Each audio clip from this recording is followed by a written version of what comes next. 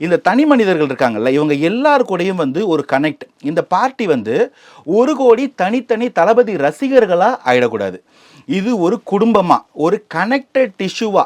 இங்க ஒருத்தரை தொட்டா மேல இருக்கிற ஒருத்தருக்கு தெரியணும், அவரை ஒருத்தன் தொட்டா கீழே இருக்கிற வரைக்கும் நியூஸ் பாஸ் ஆகணும். இந்த மாதிரி இவங்களுக்குள்ள ஒரு கனெக்ஷன் இருக்கணும். இவங்க யார் மேலே யார் கீழே, ஒருத்தருக்குமான பொலிட்டிக்கல் நிஷே என்ன, நம்மளுடைய கடமைகள் என்ன, யார் விட்டு கொடுக்கக்கூடாது. ஒரு படத்தில் சொல்லுவாங்க, தம்பி கொண்டுன்னா அண்ணன் பார்க்கணும், அண்ணன் சொன்னா தம்பி கேட்கணும். அந்த மாதிரி ஒரு கட்டமைப்பு உருவாயிடுச்சுன்னா, எனக்கு தெரியும் அவர் பேர் நான் சொல்ல விரும்பல, அது அந்த படத்தோட டைரக்டர் சொன்ன டயலாகா வச்சுப்போம். தம்பி அண்ணன் சொன்னா தம்பி கேட்கணும், தம்பிக்கு ஒண்ணுன்னா அண்ணன் பார்க்கணும். அந்த மாதிரி ஒரு கட்டமைப்புக்குள்ள வந்துட்டாங்கன்னா இது ஒரு ஜனநாயக நாடு.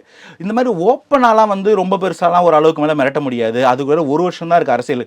ஏதோ ஒரு 5-6 வருஷம் இருக்க போது, நாங்கள் அடுத்த தேர்தலுக்கு வரோம்னு சொல்லி பவன் கல்யாணம் அந்த மாதிரி வந்திருந்தா நம்ம நிறைய சில்லாவளி வேலைகள் எதிர்பார்த்துருக்கலாம். 1 வருஷம் இருக்கு.